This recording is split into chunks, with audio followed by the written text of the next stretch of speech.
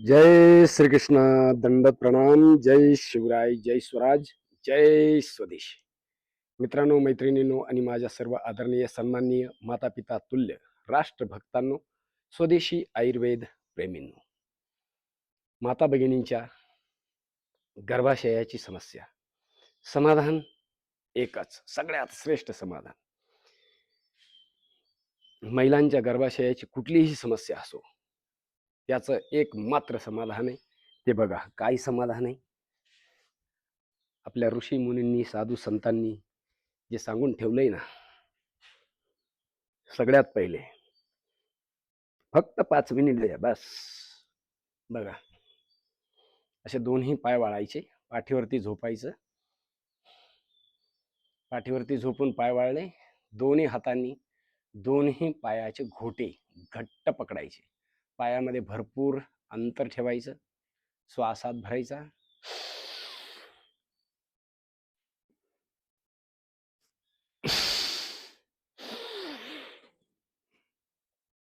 सगळ्यात पहिली समस्या म्हणजे मासिक अनियमितता. पीसीओडी, पीसीओएस किंवा रक्तप्रदर, श्वेतप्रदर, गर्भाशयाचा आकार बदलणे, छोटा होणे किंवा मोठा होणे, इंडो मटेरियल थिकनेस,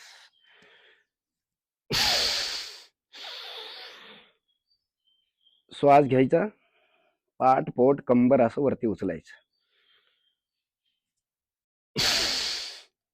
हा अभ्यास करून थकले किंवा थोडा कंटाळा आला तर पुढचा अभ्यास करायचा. बघा, उजवा पाय वाळला, आल्हाद,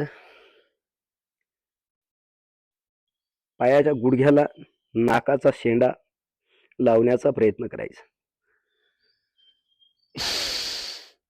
पाठ दुखत असेल, मान दुखत असेल, कंबर दुखत असेल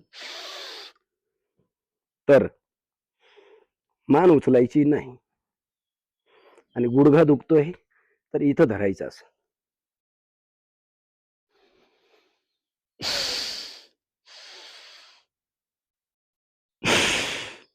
ह्या ठिकाणी पूर्ण श्वास सोडून द्यायचा. श्वास भरला, श्वास सोडला, मान उचलली, नाक गुडघ्याला लावलं, पुन्हा श्वास आत घेतला, मान जमिनीला टेकवली, श्वास सोडला, पाय लांब केला, एक एक पायाने केलं, नंतर दोन्ही पायाने करायचं. गुडघे छातीवरती दाबण्याचा प्रयत्न करायचा.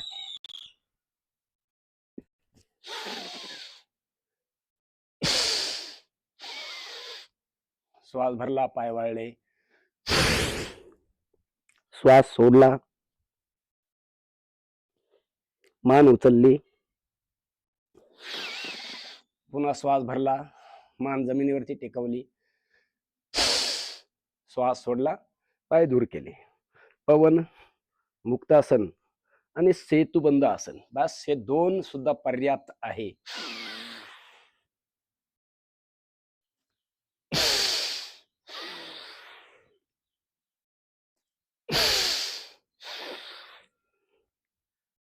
दहा मिनिट द्या फक्त बस.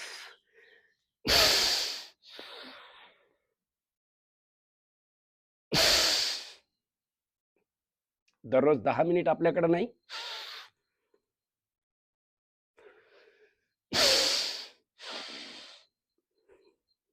10 मिनिट तर असायलाच हवे.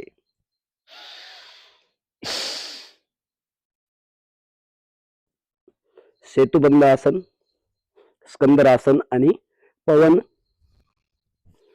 मुक्तासन. किती सोपं आहे. किंवा वेळ काढून सूर्यनमस्कार करा.